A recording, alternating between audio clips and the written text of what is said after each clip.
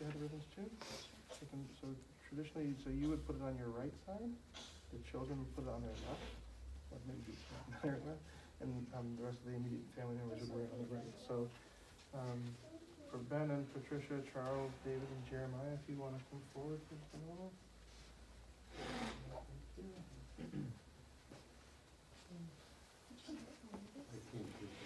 Okay. It's a symbol.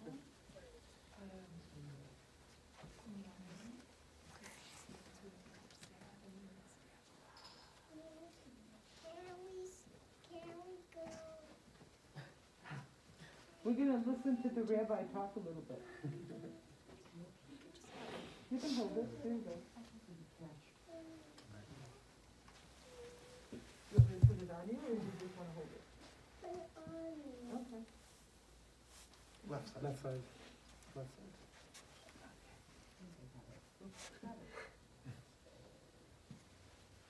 You want to stick to it, so be careful.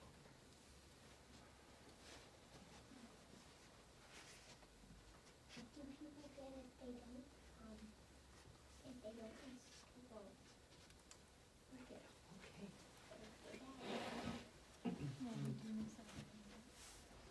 How about what if one of the dad, what if one of the other people said the dad's dead and they're not sad? No, I think that our dad is lucky because we I'll are walk with you a sad. little bit. We do miss I'm going to him. walk with you a little bit, okay? Here we go. So let's gather. This is the moment to see the blessing and to say how much we miss your daddy and we miss Josh. And to you tear the ribbon with your fingers, and that's a sign of your pain. That's our most ancient sign of mourning. So repeat after me. Baruch atah Adonai Eloheinu melech haolam Dayan ha'emet. Now you can tear.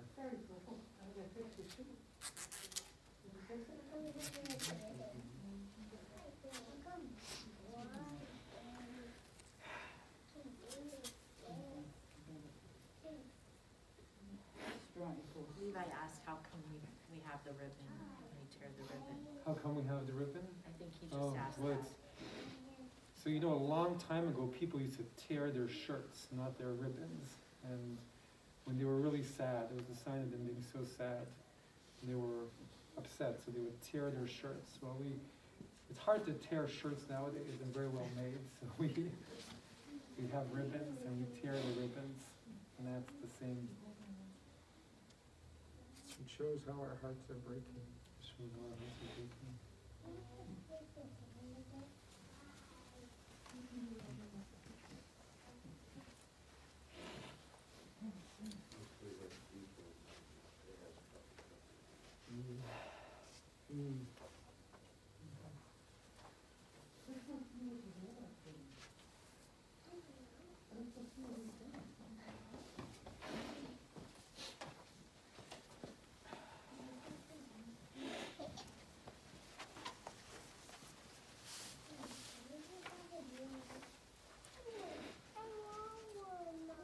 You can have one there. There's an extra one right there.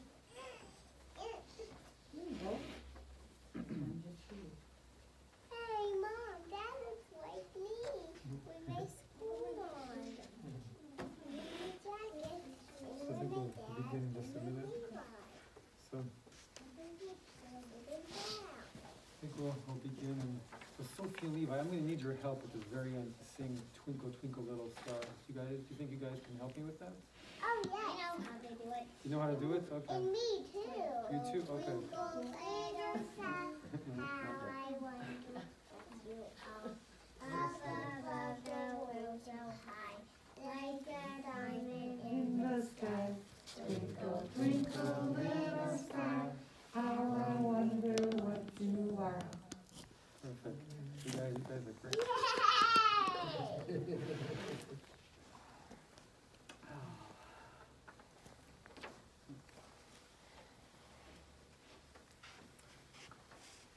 And just before we begin the service, if you have a cell phone or a page or anything, I'd encourage you to turn it off or place it in the silent mode. And at this time, we'll begin the funeral services.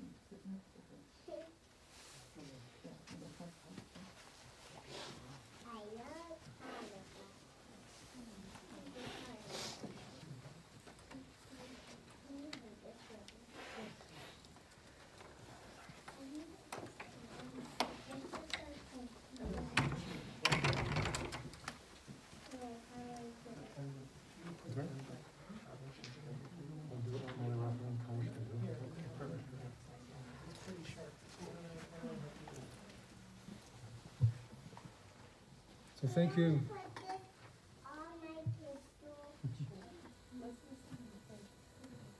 Thank you everybody for joining us today, and thank you for joining us online.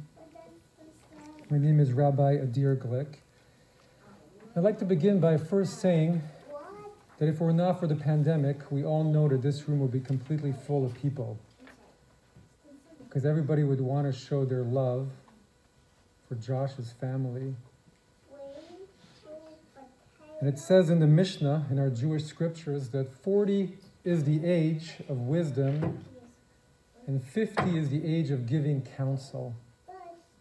And Josh was 49 years old, and he had so much more to give. It was too soon. But he touched so many, and he gave to so many. This afternoon, we are here to mourn the passing and to honor the life of Joshua Shapera. Josh was a passionate and intense person, a huge personality who filled the room.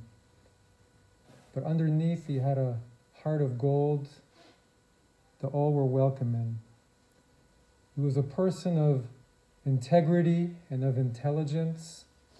His friends and colleagues and peers valued his opinion and respected him and admired him. He was a leader, but he was also open to others. And he loved connecting, and one knew that one could depend on him. He had a wonderful talent for music. He worked hard and was a coveted musical engineer and producer at the top of his field. A perfectionist who always had a vision, whether with his music or with his cooking. His heart was always in the right place. And he knew what was important in life and who he was, and he put family before everything else. He was always thinking how to be there for others. He was a devoted and loving husband to Alexandra, an incredible father to Levi and Sophie, a caring son to Ben and Patricia, a beloved brother to Charles and Zoe, David and Myra, Jeremiah and Shlomit, brother-in-law to Alex, Stephen and Aaron, a dutiful uncle to, in no particular order, Arza and Micah, Alan and Tabitha, Gabriel, Jonah and Bella, Anna and Anders, and a respected friend and colleague who shared of his talent and spirit with others. At a recent party, Alex was telling me for him in October, they had a trivia question. How many of the friends present at the party had also made a record with him? And the answer was 88%. We begin our service this afternoon with Psalms and biblical readings linking Josh to his tradition and a long chain of his ancestors.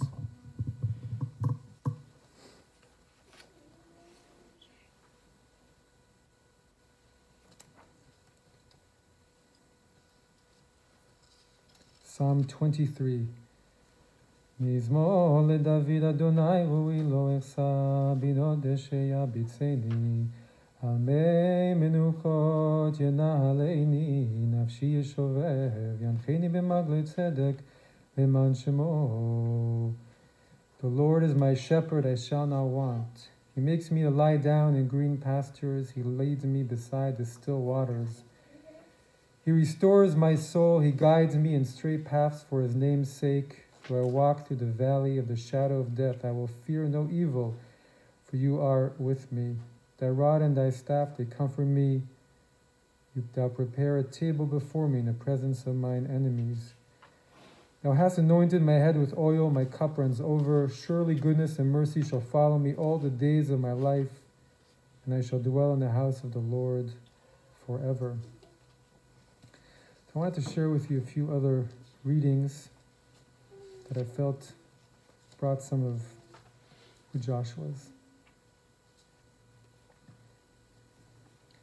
From the Talmud, Mi Beitu Michutz Titzabenu, the Torah calls our attention to the fact that the Aron HaKodesh, the Holy Ark which held the Ten Commandments in the wilderness, was to be covered with gold, outside and inside. Now we could readily understand why the outside should be covered with gold. Decoration should be seen. But what need, however, was there for there to be gold on the inside? And the commentators answer that the inside should be identical to the outside. Tocho Kvaro. And such is the case with goodness. Its open expression must be matched with an inner conviction. This is from Pirkei Avot, Ethics of the Fathers. Ezehu mechubad hamechabet et habriot. Who is honored? One who honors and loves and cares for other human beings. And Rabbi Abraham Joshua Heschel says the deepest wisdom a person can attain is to know that his destiny is to serve.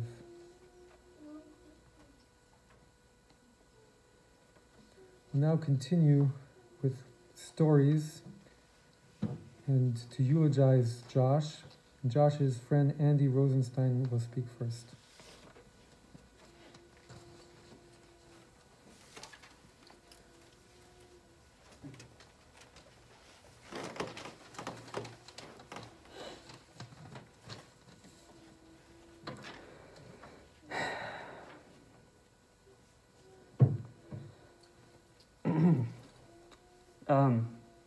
Josh was a hugger. He would meet people for the first or second time. He would say, "We embrace," while holding out his arms, and he would give them a big hug. He did the same thing for old friends, but not always with the warning. I think he liked being a big presence in a room, and he could do that when he wanted to. But I think he also used the embrace to see how people would respond. I think he would reach out to people and see what he would get back. Who was open, who was guarded, who was rude, who had something to say, who was funny if you gave them an extra beat to jump into the conversation. That's just my theory. It's not something we ever talked about. But whether it was something he intentionally cultivated or just a face he made that stuck, I think it served him very well. Josh knew a lot of people, not just in the sense that he had a long list of contacts on his phone, but that he really knew a lot of people. Over the last few days, I've talked to different friends and acquaintances of Josh's and read posts about him online. And I've been struck by how many people he really connected with in one way or another. Among his friends, I couldn't help but notice just how many people had long, deep friendships with him. Distinctive, personal friendships built from experience and laughs and tears and commitment. Built with love and respect and generosity.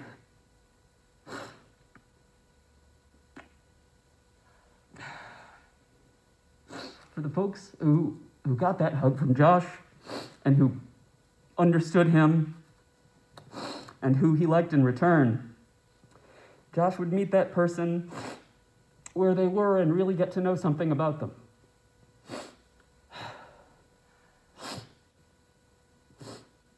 Pardon me. The same intelligence and ability to listen that made him a good friend also made him great at his vocation in music. I can tell you from personal experience that making bad recordings with mediocre performances is pretty easy. But actually being a serviceable audio engineer and record producer in this modern era requires an almost ridiculously broad range of knowledge and talents. And Josh was exceptional at it. He had the technical skills, the musical vocabulary, the creativity, charisma, an enthusiasm to get great work out of musicians and make the recording sound the way it should. And that may sound straightforward, but I promise you it's not.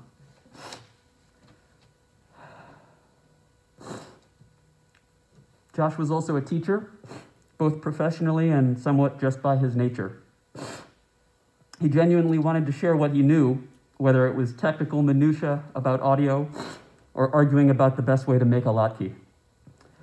Sometimes the lesson wasn't requested or even something the recipient particularly wanted, but enough of it was appreciated that in the last few days I've heard from both former students and peers calling him a mentor.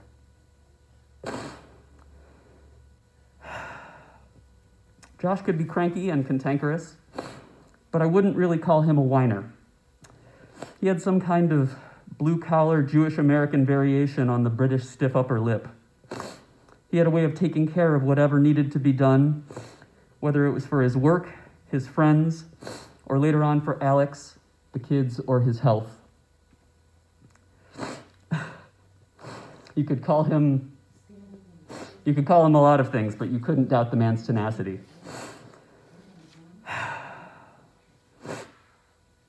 Losing someone can flatten them out in our imaginations. It can turn them into a rerun of a particular memory, like a snapshot. It can also compress the length of a life, the growth and the changes. And that's a shame, because seeing the passage of time and how someone grows is what gives those snapshots their depth and meaning. Having joined Josh for more than a few cocktails and heavy meals early on in our friendship made it all the more impressive to me when he changed his lifestyle so completely for his health. Knowing him before Alex became part of his life and before the kiddos gave me a greater appreciation of the deep joy they brought him. And knowing how good Josh was in his chosen field made me respect it all the more when he decided to pursue a new career by studying computer science.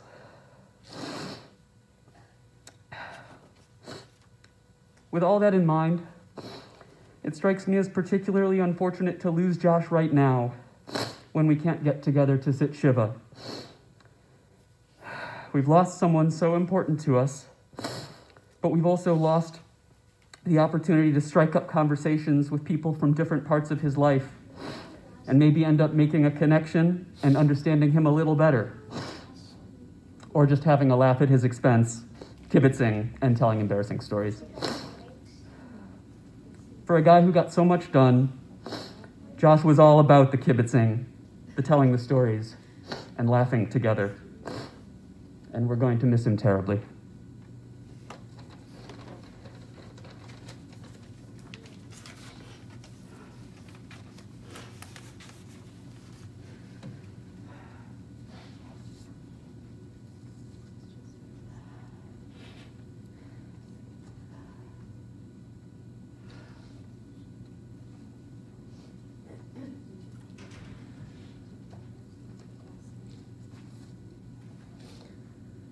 I'm going to share a few thoughts and biographical details on behalf of the family. Joshua was born in 1971 in Hinsdale, and he was the youngest of 4 boys. His father and grandfather worked in food manufacturing, and I asked Alex, how did Josh describe his childhood? And she said that he remembered that he and his brothers were always outside fixing something. They had this large lot, and they were doing chores, mowing the lawn, gathering firewood. And that would stay with him. He always loved working on projects, immersing himself in the details.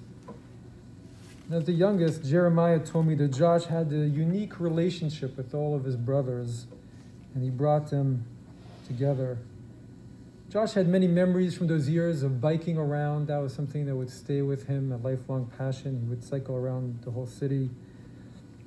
And his brother David told me how just recently he had injured himself biking. So as a joke, he thought he would send a picture to Josh of his injury to remind him of old times. So Josh's response was to send him a pizza all the way to Connecticut. And Josh just had a very big heart. And back then, their grandparents also lived nearby. And Josh would say that he was lucky to be able to go home for lunch every day and to have some of his grandmother's cake. And later on, when Ben and Pat, his parents, would leave on a trip, and it was just Jeremiah and him, Josh knew how to take care of all the details. He would do all the cooking. He would make sure that everything was as it should be. In high school, he was in the tech crew, and he was very social, as always. It was really in college at Columbia that his life and his love of music really blossomed, and he studied music production, just loved it. And he was also very successful. He made a lot of records. As Alex told me, he did not come into the industry with connections or with money, but through his grit, his hard work, he made it. And I heard of how in his early years, he might be in the same room as some big star, Michael Jackson or others. And there were others who would say the wrong thing or do the wrong thing, and they'd get kicked out of the room. But never him. He knew how to observe and learn and listen and find a way to connect with other people. And he was not afraid to be himself. If they asked him his opinion, he would give his real judgment. And many in the industry came to respect him. They knew he never lied to people and that he had integrity in his creative work and in his personal dealings. And as the years went by and he got bigger and more important jobs, he also had a knack at encouraging other people and in believing in them, and he knew how to make them sound better. And he himself played the bass and the keys, and he was always happy to join in to add to the recording. Alex told me how much he loved to collaborate with Pat Sansone, and he loved all of his creative partnerships. And Charles told me as a fellow musician what an incredible ear Josh had. And perhaps in an earlier era before the digital technology took everything over, that Josh's technical skills, he could have gone to the very top and been a lead engineer for a label, major label. He had that kind of talent. When he started to date Alex, they fell in love almost immediately, she told me, and he made her laugh from their first date, and it did not stop. And she told me that they would tell each other if only they had met 10 years earlier and had not had to go through those difficult times without each other. And she told me that he brought her the most happiness in life, and he was her best friend. And they made endless plans for the future together. And they were competitive about New York Times crossword puzzles, and they liked all the same things and shared all the same goals. And he would cook for them whatever she wanted, poached eggs, roasted potatoes, and they would exercise together. And she shared with me a story that she managed to convince Josh to do Jillian Michaels' workout videos, but he said, "Don't tell any of my friends." And he was so tall that when he jumped up, the whole apartment would shake. And over the past few years, they wanted their goal to be family first. And like everything he did, he was fully in. When they decided to start a family, he went to buy a car, and he didn't buy the car that he wanted to buy, but he did the research and found the safest family car and bought a Subaru Outback, and it's still the car that they have. And he loved the kids so much, all he wanted to do was to be a dad. When Levi was born, he called him the golden boy. When Sophie was born, Josh was already very sick. She said that she was his little sweet pea and made of rainbows. And he just said he was going to have to live forever because of them. In the past years, he was home a few days a week, so he would take charge of the kids. And in the morning, the kids could pick whatever they wanted to eat in the famous Dad Cafe. And they would make an order, and he would fulfill it. And Alex told me that she would get mad at him because they wouldn't eat the food because of that cafe. And he would start his days at the library and have snack and go on a hike and come home and do lunch and take naps. And she would return home from work, and they had done so much. And he would say, "I dadded so hard today." And he really cared about doing the right thing. He cared about other people. And Alex told me what a good gift giver he was. And he would really think about the person and be thoughtful and come up with wonderful gifts. And she told me of how he once called his friend Liz's mom, and he asked her for the recipe for the cake that he knew that she'd loved. And he made it for her. And he would do that for everybody. He remembered everyone's birthdays. And he just had such a big heart, and everyone was allowed in it. And Zoe, his sister-in-law, told me that just a few months ago, after she lost her mom, there was Josh delivering a quiche. And when he went to their family friend's, Roseanne's home, and noticed that the outside area could use a power wash, he came over and offered to do it. And he loved to help, and he so enjoyed immersing himself in the details and creating something that other people would enjoy. And Alex told me how much work he put into their whole house, practically built it himself. And even while ill, he would watch YouTube videos and figure out how to rip out the wooden floors and put in new hardwood floors. He completely redesigned the kitchen. He made custom countertops with his own hands, creating the molds, all from YouTube videos. Just this September, he built a flagstone patio. He made a teepee for the kids with lights on it. And when she looked at the kitchen he built, she said it's perfect, exactly what she needed. But he always saw the little mistakes he made, and he said, next time it'll be perfect. But that was his way. He had a vision, and he could even be a little headstrong about it. And if he saw Alex doing it differently than he thought was the correct way, he would say, well, that's one way of doing it. And in time, he also became an excellent and beloved teacher of his craft, made music production and engineering in Columbia, and his students would ask him to produce their albums, and so many of his students became friends and stayed in touch in his life and were drawn to his big personality. And he knew exactly how to inspire and guide them. And Alex told me how many texts she received over the last few months from students and collaborators. And he was also just a lot of fun to be around. He had a lot of energy. But when his production slowed down, even with his illness, he decided to change careers for his family. Because he wanted more of a 9-to-5 job. So he went back to school to DePaul to study for a master's in internet security. And it wasn't his passion, but he did enjoy it. And Charles told me how even though he was one of the oldest students in the class, he still managed the complex maths of the computer science, as well as the out-of-college students. And Alex told me how his fellow students would turn to him for help, and as always, he was always willing to give a hand. And the last 5 years were so very difficult, with so many intense turnarounds. He got very ill before the transplant. And for a long time at our synagogue, where Charles is a member, we got used to hearing Josh's Hebrew name week after week after week. And after the transplant, suddenly it stopped for a little while, and he was back to his vital self, doing projects with his brothers and friends and for his family. And then that intense change again. These past few months were very hard, but Josh always kept giving and loving. Josh had the biggest heart. He was confident and comfortable in who he was. As Charles told me, even if he did not know anyone in the room, he would jump into a conversation and would be perfectly at ease. He always accepted other people for their thoughts. And as Jeremiah told me, he was the type of person to say, this is what I'm doing in the world, and he was admired for it. Above all, he understood in the end that what is most important is family, and that is the deepest Jewish value. And Alex shared with me that sometimes, as the four of them were together, they would suddenly just start to howl out of fun, like a wolf pack. And Josh would want his family to know that he will always be there to hear them, and always be there to join in with them. And now we prepare to say our goodbyes. Levi would like to say something. Oh, please, Levi. Daddy's the best daddy ever. Daddy is the best daddy ever. Mm-hmm.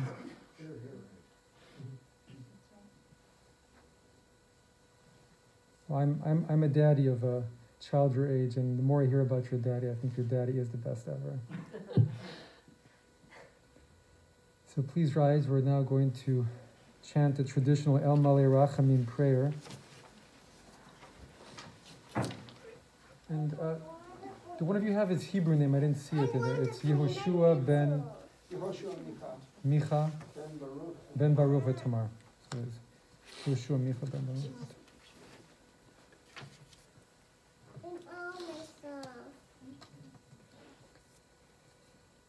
El Malei Rachamim shochen b'momim Hamse menucha nechona tachat kanfei hashchina Emalot kedoshim uturim kezohar ki amazirim et nishmat Yoshua Micha ben Baruch v'tamar shalach l'olamo began eden tiye menuchato anabal harachamim astireu b'tzetek nafecha le'olamim utzor b'tzor ha'chaim et nishmato Adonai hu nachalato v'yanuach v'shalom amishkavo v'nomar Amen. Exalted, compassionate God, grant infinite rest in your sheltering presence among the holy and pure to the soul of Josh, who has gone to his eternal home. Merciful One, we ask our loved one find perfect peace in your eternal embrace. May his soul be bound up in the bond of life. May he rest in peace. Let us say, Amen. We'll conclude with the mourner's Kaddish. I believe for those here that you have it on your flyer. It's a moment, especially if you're joining us online, to turn your thoughts and prayers to all the mourners and to Josh's family. Yitkadar v'yitkada shomer rabba ve'alma divra kirute v'yamlich machute v'chayechon uvyomechon uv'chaye dochol beit Yisrael b'gala v'zman kariv v'imru Amen. Yehi shmer rabba mevorach le'olam u'olmei almaya yitbarach v'yishtabach v'yitpa'ar v'yitchomam v'yitnaseh Vitadar, vitale, vitalal, shemei de kudusha, brichu, ve'ela minkol birchata, v'shirata, tush bechata, v'nechemata, da'amiran be'ama, ve'imru, Amen. Yehi shlama rabba min shemaya, v'chayim aleinu, ve'akol Yisrael, ve'imru, Amen. Oseh shalom b'momav, hu ya'aseh shalom aleinu, ve'akol Yisrael, ve'imru, Amen. To conclude, I'd like to ask everyone to come a little bit closer, still keeping our safe distance, of course, and we're going to sing Twinkle, Twinkle, Little Star, that Josh loved to sing so much to Levi and Sophie. Guys, why don't you come and sing Twinkle, Twinkle, Little Star? Okay, we're going to do Twinkle, Twinkle now. And here comes the stars. Twinkle, little star, how I wonder what you are. Up above the world so high, like a diamond in the sky. Twinkle, twinkle, little star, how I wonder what you are.